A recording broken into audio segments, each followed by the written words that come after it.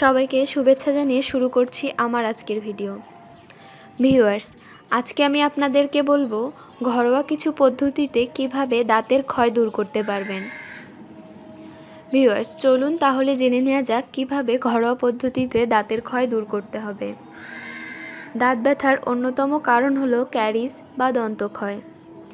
অনেকের কাছে এই রোগটি দাঁতের পোকা নামে পরিচিত, যদিও চিকিৎসা বিজ্ঞানে এর কোনো ভিত্তি নেই। দাঁতের সব রোগের মধ্যে এটাই সবচেয়ে বেশি হয়ে থাকে। বর্তমানে দাঁত ক্ষয় ও দাঁতে ছিদ্র হওয়া একটি সাধারণ সমস্যা হয়ে দাঁড়িয়েছে।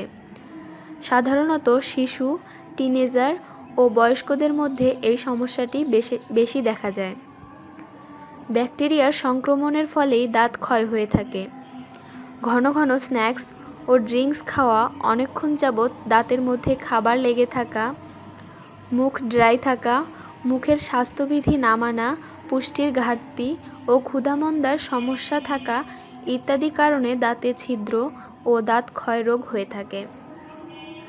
যদি প্রাথমিক পর্যায়ে চিকিৎসা করা না হয়, তাহলে ইনফেকশন বৃদ্ধি পেয়ে ব্যথা ক্রমেই অসহনীয় হয়ে উঠতে পারে এবং দাঁতটি হারানোর সম্ভাবনাও দেখা দিতে পারে। ক্যাভিটির চিকিৎসায় দাঁতে ফিলিং করা হয় ও ক্যাপ পরানো হয় এবং দাঁতের অবস্থা খুব খারাপ হলে রুট ক্যানেল করা হয়। এসব চিকিৎসায় খুব ব্যয়বহুল এবং কষ্টদায়কও। ঘরোয়া কিছু উপায়ে দাঁতের ব্যথা কমানো যায়। চলুন এবার জেনে নেই সেই উপায়গুলো সম্পর্কে। প্রথমে হলুদ গুঁড়ো। দাঁতের ছিদ্রের সমস্যায় হলুদ গুঁড়ো ব্যবহার খুবই উপকারী। হলুদে ব্যাকটেরিয়া ধ্বংসকারী উপাদান আছে, যা দাঁতের ব্যাকটেরিয়ার ইনফেকশনকে ধ্বংস করতে পারে এবং এর প্রদাহ রোধী উপাদান দাঁতের ব্যথা উপশম করতে পারে। হলুদ গুঁড়ো ও পানি মিশিয়ে পেস্ট তৈরি করুন এবং আস্তে আস্তে ব্যথার দাঁতে লাগান। ব্যথা কমে যাবে। পেঁয়াজের একটি স্লাইস আক্রান্ত দাঁতের ওপর চেপে রাখুন। দাঁতের ব্যথা অনেকটা কমে যাবে।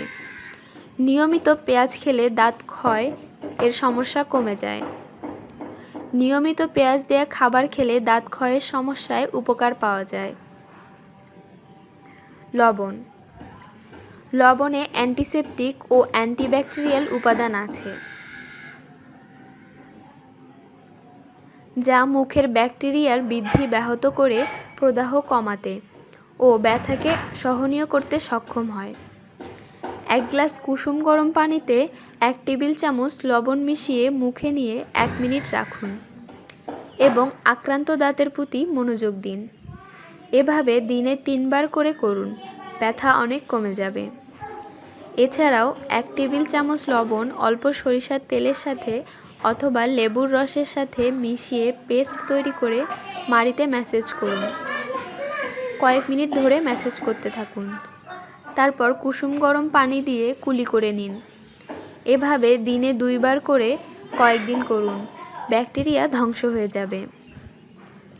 এছাড়াও বেকিং সোডা, অ্যালোভেরা, লবঙ্গ, রসুন, পুদিনা, অ্যাপেল সিডার ভিনেগার ইত্যাদি ব্যবহার করেও ব্যাকটেরিয়াল ইনফেকশন ও দাঁতের ব্যথা কমানো যায়।